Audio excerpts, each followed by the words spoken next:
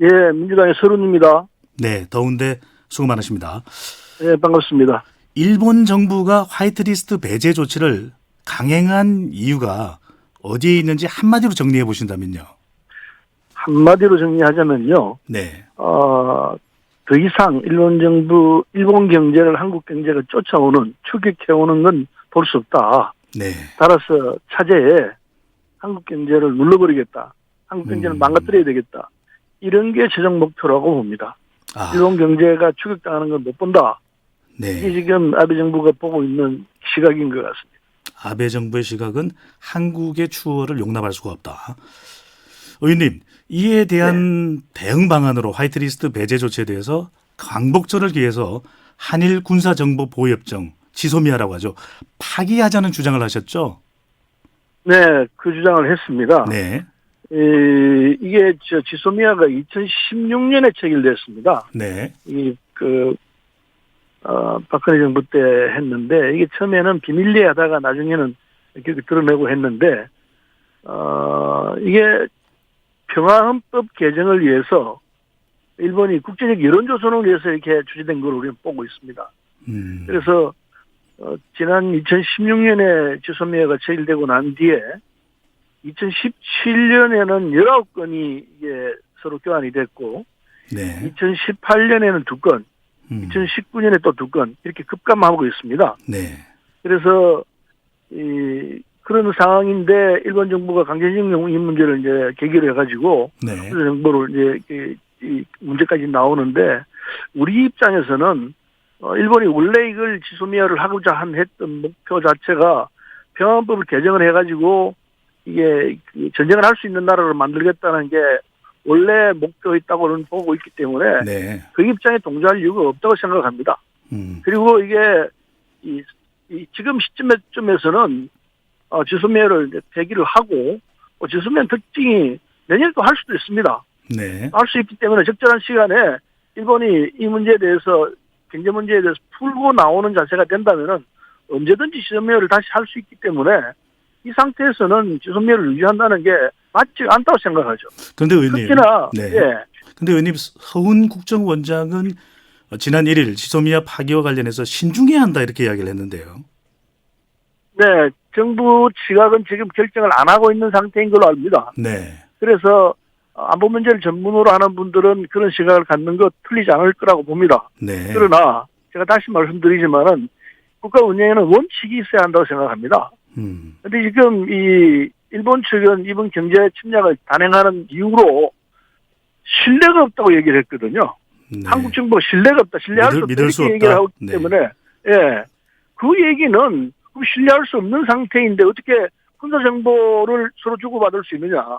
신뢰가 없는 상태에서 어떻게 이런 군사 정보를 가장 중요한 신뢰가 바탕이 돼야 가능한 군사 정보를 주고받고 하는 얘기 가능하겠느냐? 논리적으로도 얘기가 안 돼요. 불신하고 적대시한다면은 이것을 파기하는 것이 국가 운영의 원칙이다 이렇게 보시는 건가요? 그렇죠. 신뢰가 없다고 저쪽에서 먼저 일본 쪽에서 먼저 얘기하고 있는 마당인데 네. 신뢰를 근거로 해서 군사 정보를 서로 주고받는 것이 마땅한데 신뢰가 빠진 상태에서 어떻게 이게 군사 정보를 서로 주고받을 수 있느냐?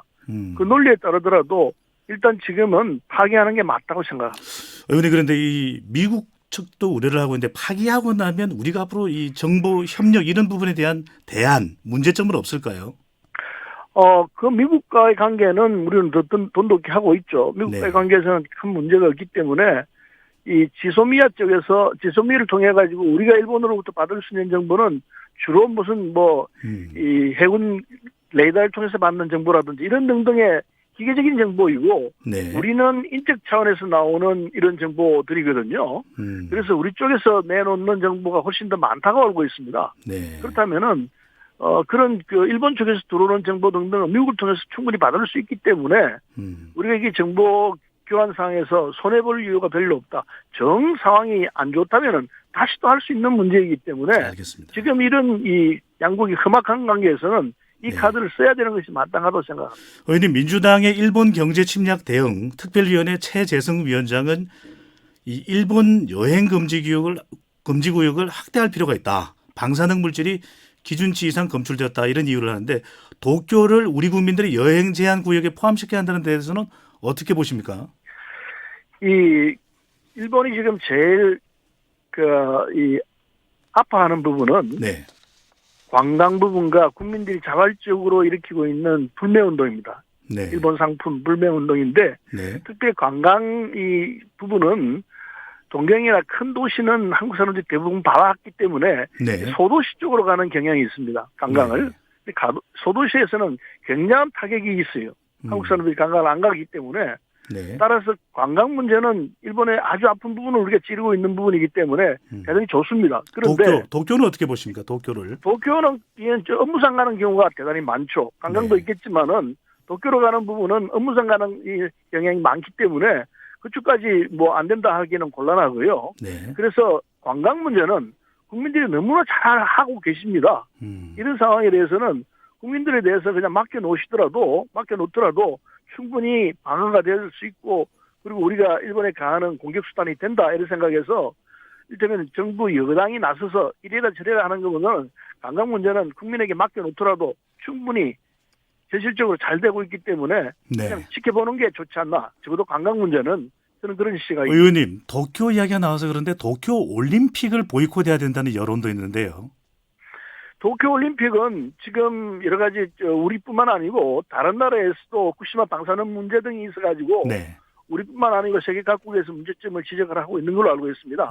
따라서 이 카드까지도 거론해야 되느냐 하는 문제는 좀 더 진전되는 걸 보고서 쓸 수 있는 카드 중에 하나가 아니겠나 생각하고 있습니다. 좀 기다려봐야 된다. 자유한국당과 바른미래당은 정부 여당과는 온도차가 있는데요. 이 문재인 대통령이 아베 총리를 만나야 된다. 한일 정상회담 필요성을 강조하고 있는데 어떻게 보십니까? 문제는 최종적으로 양국 정상 간에 풀어질 수밖에 없으리라 생각을 합니다. 네. 그런 측면에서 우리는 항상 외교적 채널은 열어놓고 있습니다. 네. 이게 항상 정부나 우리 여당 입장에서는 얘기적으로 해결하자는 걸 전제로 하고서 네. 일본 쪽에 요청을 하고 있는데 여기적으로 풀면 제일 좋은 상태가 되는 거죠. 네. 그러나 일본은 현재까지는 여기적으로 풀 생각이 없고 자세가 안 되어 있다고 보입니다. 네. 따라서 이 문제는 때가 되면은 뭐 정상회담으로 문제를 푸는 것이 답이겠죠. 때를 기다릴 필요가 있다. 지금은 아직 이 상황이 무르익지 않았다고 보고 있습니다. 이낙연 국무총리 특사 파견은 어떻게 보십니까? 이낙연 총리가 아마 대한민국에서 일본을 제일 잘 이해하고 있는 분 중에 한 분일 거라 봅니다. 네. 그래서 좋은 카드가 될 수 있을 터인데 그러나 지금 이 시점에 이낙연 총리가 일본에 파견 특사로 간들 이 문제를 풀 수 있는 상황이냐? 네. 그렇게는 안 봅니다. 아까 말씀드린 대로 일본이 갖고 있는 목표가 한국 경제를 차지해 망가뜨려 놓겠다는 기본 입장을 갖고 있기 때문에 네. 우리가 어떤 소리를 하더라도 해결이 안 된다고 봅니다. 따라서 총리가 지금 시점에서 간다고 하더라도 이 문제를 해결할 수 있으리라 생각하지 않기 때문에 그냥 지난번 한일 국회의원들이 갔지만은 냉대를 당했지 않습니까? 네. 그런 상황 비슷한 결과가 올 수 있다고 보아서 지금은 때가 아니라고 생각합니다. 당장은 정상회담과 특사의 때가 아니다. 이 의원님 끝으로 심상정 정의당 대표가 새로운 한일 관계 정립 작업에 착수해야 된다. 1965년 이 체제 청산위원회를 설치하다고 주장을 했는데요. 1965년 한일협정 문제점 바로잡아야 한다는데 이 심상정 정의당 대표 의견 어떻게 보십니까?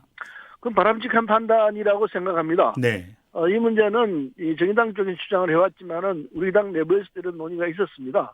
따라서 적절한 시간이 되면은 이 65년 체제를 청산하는 한일 간의 내용이 나와야 할 것 같고 그건 우리 쪽에서 먼저 주장을 하고 그리고 그렇게 이게 우리만 한다고 되는 건 아니기 때문에 일본과의 관계가 있고 일본 측에서 이게 어떻게 하느냐에 따라서 달라질 수 있는 사안이라서 네. 이 문제는 좀 더 심도 있게 논의를 하고 결정을 해야 할 거라 봅니다. 조금 더 논의가 필요하다. 네. 네, 알겠습니다. 말씀 고맙습니다. 감사합니다. 더불어민주당 서른 최고위원이었습니다.